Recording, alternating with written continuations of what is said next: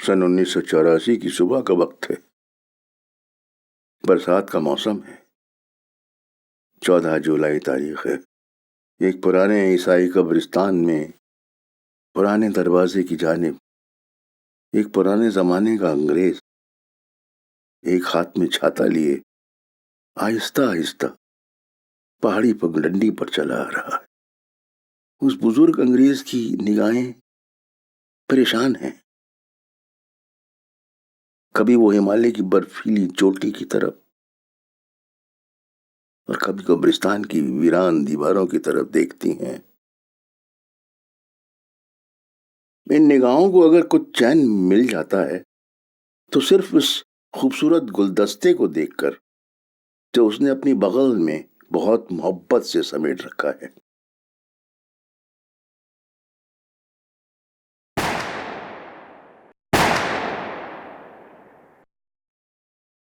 और कभी कब्रिस्तान की वीरान दीवारों की तरफ देखती हैं जो सदियों से रूहों की आरामगाह को संभालते संभालते थक सी गई हैं, बिल्कुल बुजुर्ग की तरह।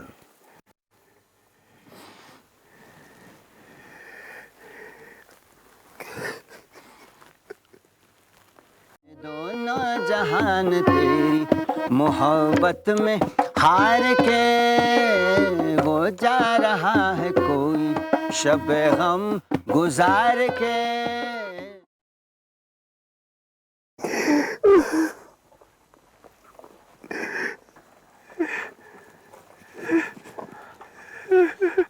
वो जा रहा है कोई शब गम गुजार के।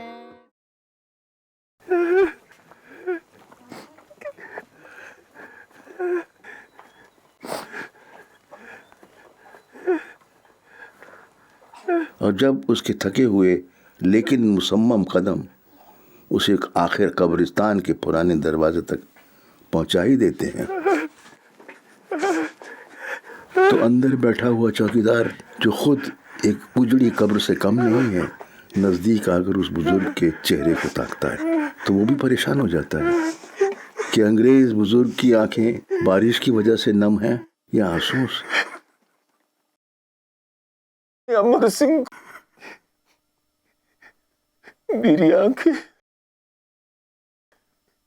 इतनी भी धुंधली नहीं हुई है कि मैं अपने अमर सिंह को ना पहचान पाऊं। और मुझे भी कोई चश्मा नहीं आया है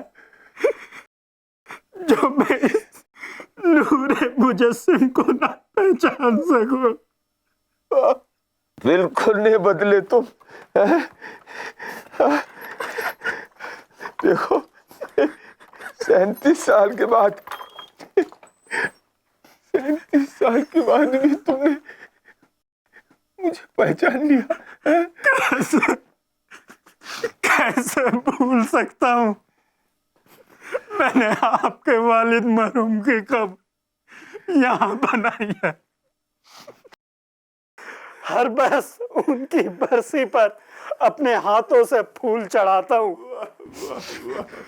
बहुत एहसान है उनके हमारे सारे परिवार पर।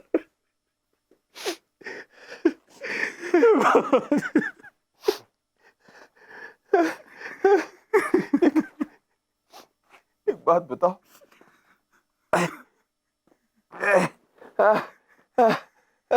एक बात बताओ कि कलावती कैसी है? ठीक है कलावती। अरे ओ कलावती, देखो तो कौन आया है।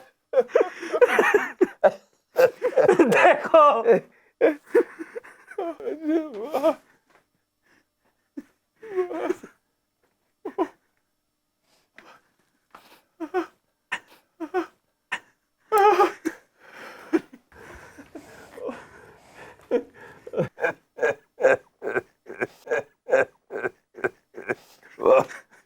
वो आए कब्रिस्तान में। खुदा की कुदरत है, कभी हम उनको कभी अपने कब्रिस्तान को देखते हैं। अपने कब्रिस्तान को देखते हैं। मेहरबान होकर बुला लो मुझको चाहे जिस वक्त मैं गया वक्त नहीं कि फिर आ भी ना सकूं। लाए उस बुत को इल्तिजा करके, कुफ्र टूटा खुदा खुदा खुदा खुदा करके। वाह, तुम तो अच्छे खासे शायर हो गए हो अमर सिंह। पादरी साहब, आपकी, मौलवी साहब और पंडित जी की वजह से आज भी इन फिजाओं में शायरी गूंजती है। आप पंडित जी से मिले कि नहीं? नहीं, और उन्हें तुम मत बताओ कि मैं आया हूँ। अचानक उनसे मिलकर मैं उन्हें हैरत अंगेज करना चाहता हूँ, हमारे पंडित जी को। एक बात कहूं पादरी साहब, कहो कहो। आज आप 90 साल के हो गए हैं।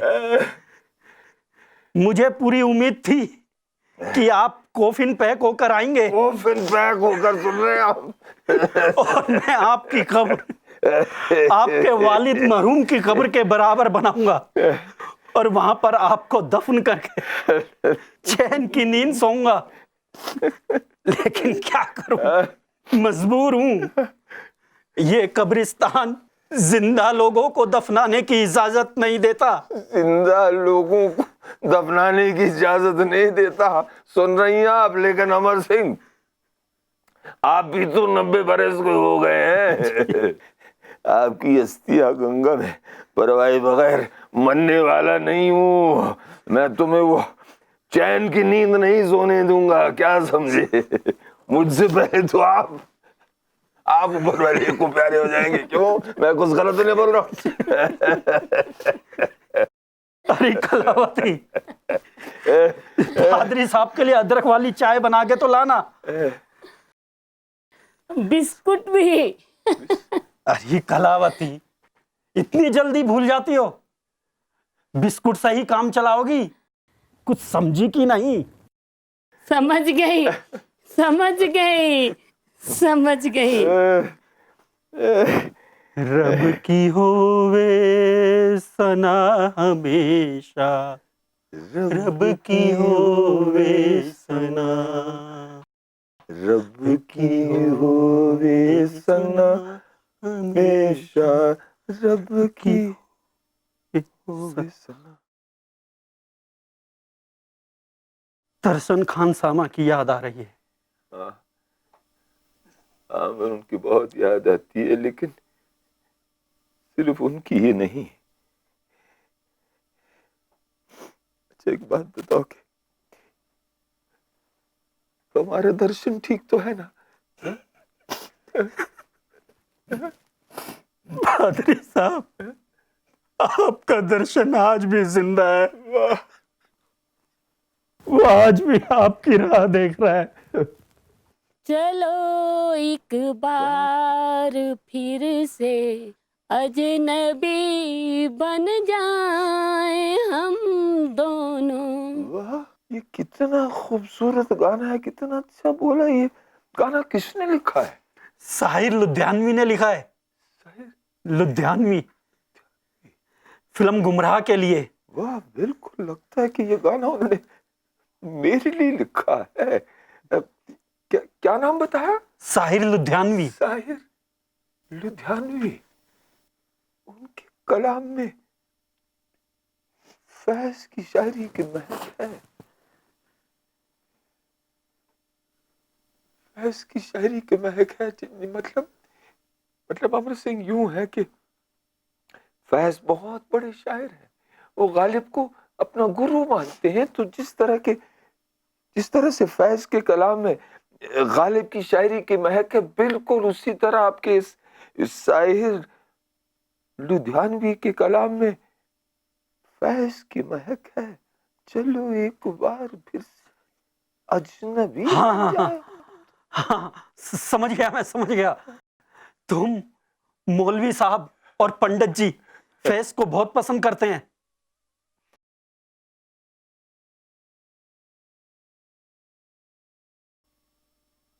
सबको मालूम था? हाँ पादरी साहब, पूरे लैंडोर को मालूम था। पूरे लैंडोर को मालूम था? ओह, उस बदमाश दर्शन ने बताया होगा।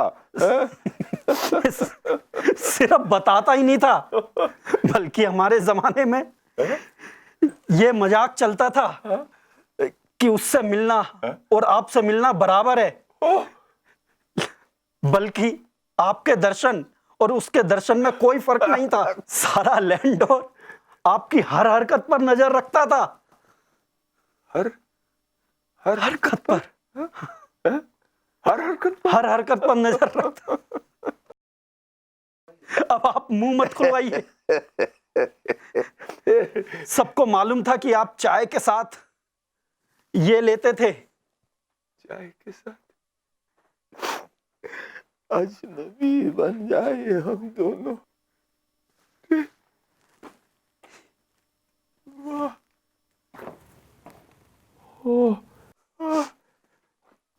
चपाती और गुड़ और मलाई।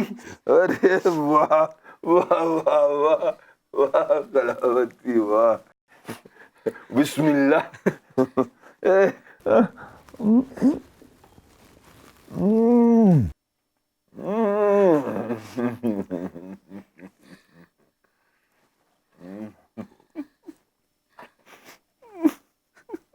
हजारों तरह के ये होते हैं आंसू, अगर दिल में गम हो तो रोते हैं आंसू, खुशी में भी आंखें भिगोते हैं आंसू।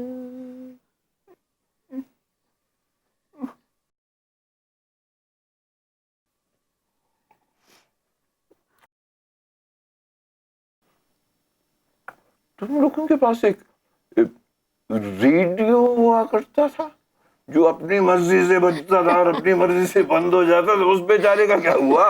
पादरी साहब, वो तो कब का बंद हो चुका है। अब तो हमारी रेडवान बजती है।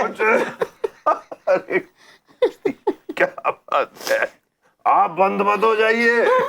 ये खूब बजती है आप। ये बंद होने वाली नहीं। आपको पुरानी चीजें बहुत पसंद है। जी हाँ, जैसे कि आप। गुस्ताखी माफ हो। इस कब्रिस्तान ने एक चीज सिखाई है। वो क्या? जैसे उस शायर ने कहा है, लाई हयात आए कजा ले चली चले। लाई हयात आए, वाह। जैसे जिंदगी सबको लेकर आती है और मौत साथ ले जाती है, ये सच है। उसी तरह हमारा रेडियो कभी बजता है, कभी नहीं बजता था। लेकिन आपकी रेडियो तो बजती है। बहुत अच्छे, बहुत अच्छे। लेकिन पादरी साहब, ये शेर था किसका? ये शेर उस्ताद ज़ौक़ का है। उस्ताद ज़ौक़ अपने जमाने के बहुत बड़े उस्ताद थे, बल्कि बहादुर शाह जफर के उस्ताद थे। और आप यकीन जानिए, वो गालिब से भी मुकाबला हराई किया करते थे। कितना है बदनसीब जफर दफन के लिए, दो जमीन भी न मिली कुए यार में। कितना खूबसूरत गाना है। रफी साहब भी क्या खूब गाते थे। बहुत खूब गाती। आपको पता है कि ये गाना किसने लिखा, ये शेर किसने कहा? जफर, बहादुर शाह जफर। हिंदुस्तान के आखिरी मुगल बादशाह ने ये शेर कहा, और वो भी कहा रंगून में। रंगून में, हाँ। अच्छा अच्छा, वही जिनके उस्ताद थे, वो क्या नाम था उनका? शौक। शौक, आपको बड़ा शौक। मेरे अहमद, शौक नहीं, ज़ौक़। देखिए, उर्दू अदब का कितना असर पड़ गया तुम दोनों पर। शौक और ज़ौक़ का भी फर्क मालूम है। वाह वाह वाह। तुम्हें मालूम है कि ये शेर बहादुर जफर ने क्यों कहा? वो हिंदुस्तान के आखिरी मुगल बादशाह थे, लेकिन अंग्रेजों ने उन्हें काला पानी की सजा दी। उन्हें हिंदुस्तान से बाहर भेज दिया गया। कहाँ? रंगून। अब 2 गज जमीन से क्या मुराद अमर भाई? ओ समझा, 2 गज जमीन एक कब्र के लिए। उन्हें कहाँ नसीब हुई? हिंदुस्तान के आखिरी मुगल बादशाह को 2 गज जमीन कहाँ नसीब हुई? रंगून में।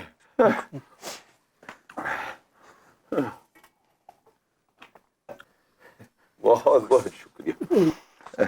रंगून, मेरे पिया गए रंगून, वहां से किया है टेलीफोन, तुम्हारी याद सताती है।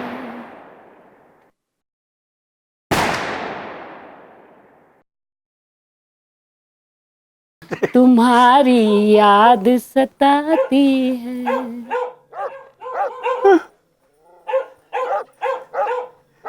एक बात बताओ, ये जो कुत्ते भौंक रहे हैं, जो 37 साल पहले यहाँ कुत्ते भौंका करते थे, ये उनके पोते होंगे या फिर परपोते होंगे? हाँ, है तो उन्हीं खानदान से। लेकिन ये कुत्ते पुश्तों से यहाँ कब्रिस्तान की हिफाजत कर रहे हैं। हाँ, बिल्कुल तुम्हारी तरह। बिल्कुल तुम्हारी तरह। तुम क्या कम भौंकते हो? अमर सिंह, अमर सिंह, मेरे दोस्त, मुझे एक बात बताओ। जी। तुम्हें क्या यहाँ कब्रिस्तान में डर नहीं लगता? मुझे मुर्दों से नहीं, जिंदा इंसानों से डर लगता है। इतनी बड़ी बात कही तुमने। जिंदा इंसानों से डर लगता है, मुर्दों से? अच्छा, मैं जरा लाई हयात आए गजाली चले चले, अपनी खुशी आए न अपनी खुशी चले।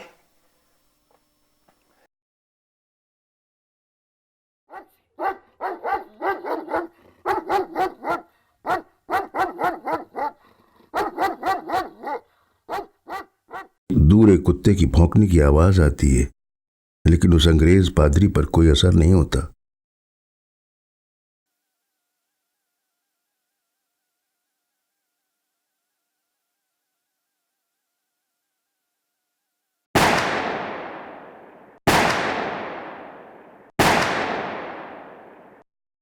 वीरा है मैं कदा खुमो सागर उदास है, वीरा है मैं कदा खुमो सागर उदास है। तुम क्या गए कि रूठ गए दिन बहार के, तुम क्या गए कि रूठ गए दिन बहार के।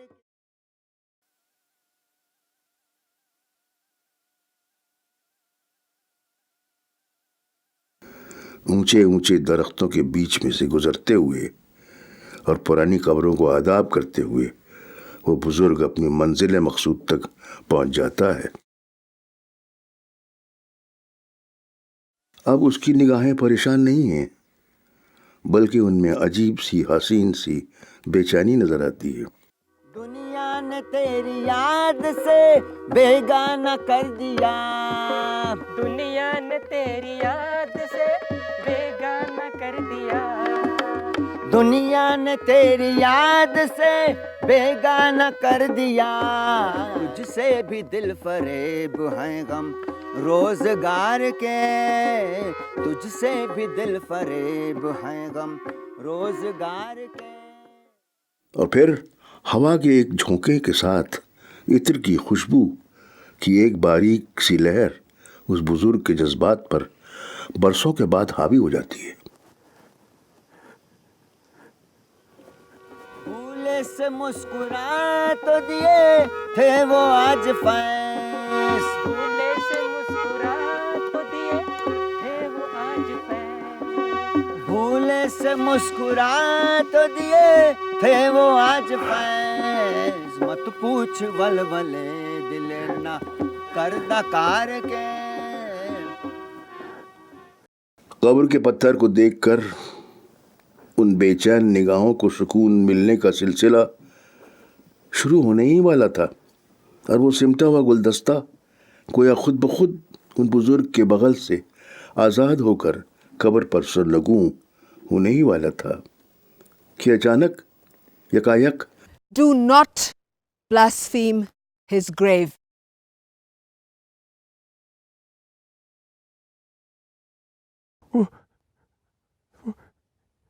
खुशबू, इतनी खुशबू तुम्हारी।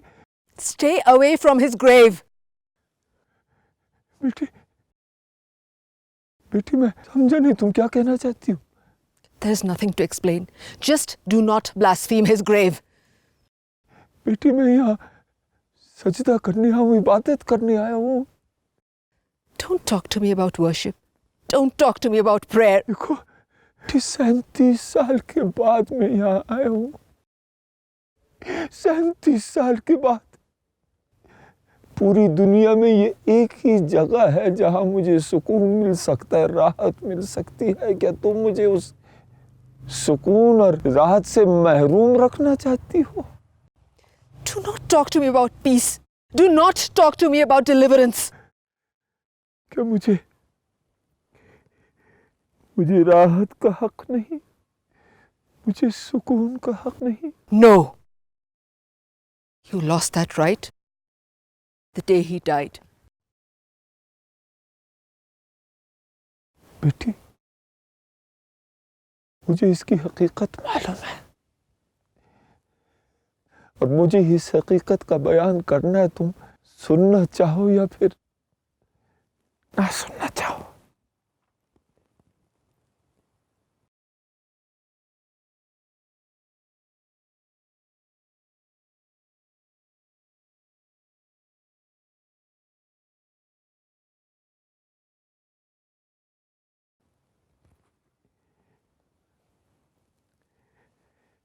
मई का महीना था।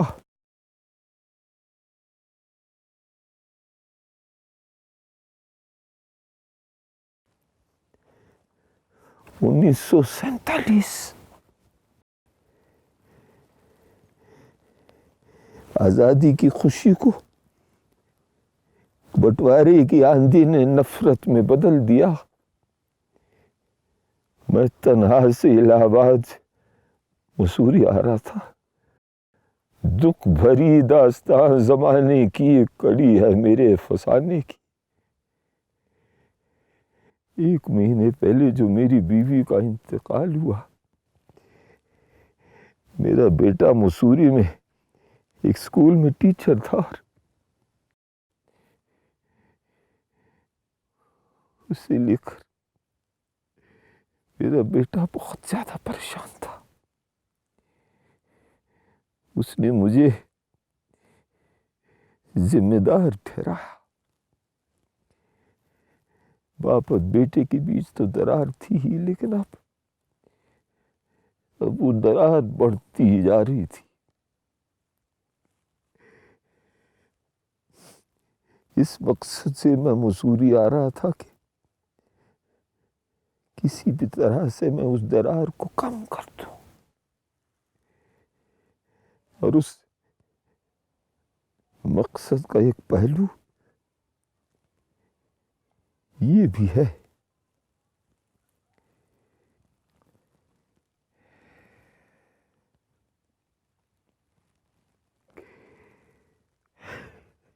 Do you remember this place? इस जगह मैं कैसे भूल सकता हूँ। 37 साल पहले यहाँ किसी का इंतकाल हुआ। 37 साल पहले मेरे साथ एक ऐसा हादसा गुजरा कि मेरी पूरी जिंदगी बदल गई। Then what do you expect from this grave? मैं यहाँ आकर सजदा करके इबादत करके अपनी बेचैन रूह को सुकून दिलाना चाहता हूँ।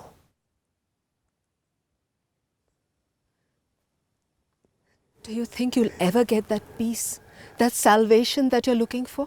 क्यों नहीं? आप अगर पाक दिल से इबादत करें, सजदा करें, तो आपको राहत जरूर मिलेगी, सुकून जरूर मिलेगा। But not to someone who has sinned intentionally. बेटी, परवरदिगार सबसे बड़ा रहीम है। उसके सामने अगर सरनगू होकर तुम माफी मांगोगे, दुआ करोगे, तो वो तुम्हारी तमाम दुआओं को कबूल करेगा और तुमसे किए गए जाने में अनजाने में तमाम गुनाहों को माफ करेगा।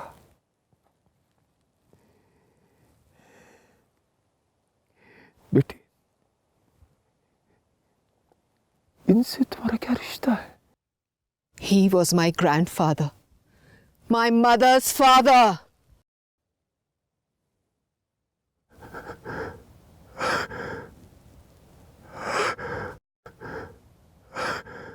मताए लौह कलम छिन गई तो क्या गम है, मताए लौह कलम छिन गई तो क्या गम है कि खून दिल में डबोली हैं उंगलियां मैंने, और जुबान पे मोहर लगी है तो क्या कि रख दी है हर एक हल्का जंजीर में जुबान मैंने। दिल की बेसूद तड़प, जिस्म की मायूस पुकार। I am your granddaughter also. पंडित जी, क्या पंडित किशोरी लाल और मौलवी तालिबुद्दीन के बीच बंटवारा हो सकता है?